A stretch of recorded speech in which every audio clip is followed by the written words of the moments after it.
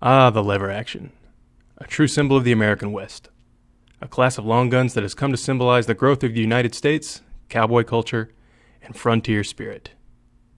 But damn if they don't really, really suck.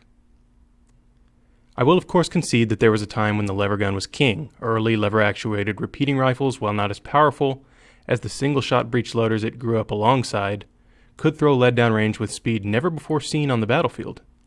A man with a Henry rifle sacrificed a lot in terms of power with 44 rimfire, but often these guns were employed like submachine guns were in later conflicts. The men with lever guns would often not fire until the enemy was up close, letting loose when a high volume of fire would do the most damage. It took a while until these guns got strong enough to handle more powerful cartridges, but when they reached that point, they had been made obsolete by stronger, more soldier-friendly bolt actions. So they have an interesting place in history. They did see military service around the world, but not for long relative to muzzle loaders, single-shot breech loaders, or bolt actions. And for good reason, of course. First of all, the tubular magazines that equipped most lever actions did not lend themselves well to Spitzer bullets. A soft primer combined with stout recoil of a rifle going off could cause a chain reaction and set off the rounds in the magazine. That would obviously be very bad. Action strength was also always a problem, especially once the Lebel rifle came along and smokeless powder required stronger actions to handle it.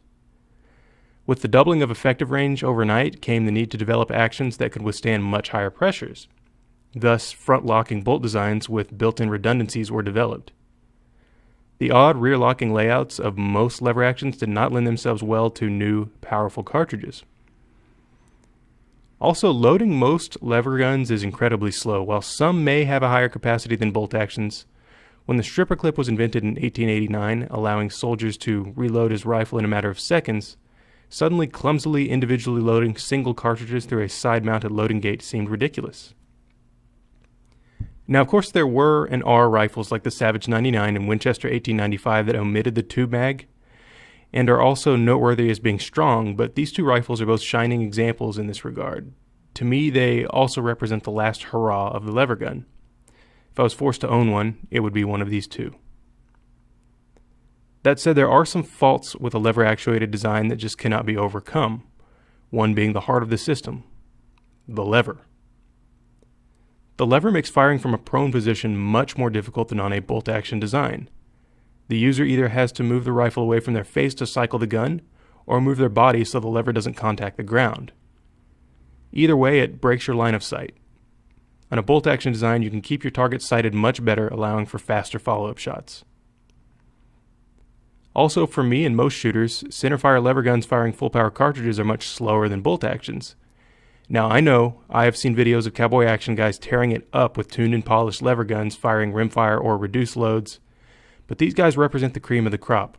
You probably won't see a guy with a Winchester M1895 outshoot a Norwegian stang-skiting competitor behind a Krag, Mauser, or Sauer SDR. So lastly, we come down to cartridges. The most popular lever gun cartridge is by a very wide margin the 30-30, a round that shouldn't be popular, a round that by all means should have died a long time ago. I single out 30-30 specifically because that's what you're going to see most lever actions chambered in, and having grown up in Texas, that's what I saw the most. It's taken a lot of deer, sure, it's just been showing its age for over 50 years. Take into consideration that 7.62x39 is shorter, cheaper, lighter, doesn't care about pointy bullets, and has roughly the same amount of energy at the muzzle.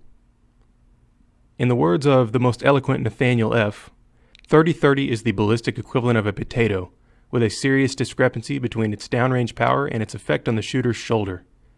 It comes from that uncomfortable period when ballisticians hadn't yet figured out that supersonic bullets need to be pointy to fly further, and rounds were being designed for black powder pressures. It has all the size of a .308 Winchester, and all the downrange power of a 7.62x39. Old Nate has a way with words, doesn't he? And he certainly is not wrong. So now that we've angered 30-30 fanboys, which I think is still a thing, they seem to be gradually drying up, and lever action fanboys, which very much are still a thing. I even recently read an article about a gentleman in law enforcement who opts for a lever gun over ARs, FALs, AKs, and all the other guns that are, exponentially more suitable for engaging an armed bad guy than some gun that may help you live out your lonesome dove wet dream. I think I'll conclude this one. Special thank you to Ventura Munitions for helping us out with our ammunition needs, and a special thank you to you all for watching. We hope to see you next time.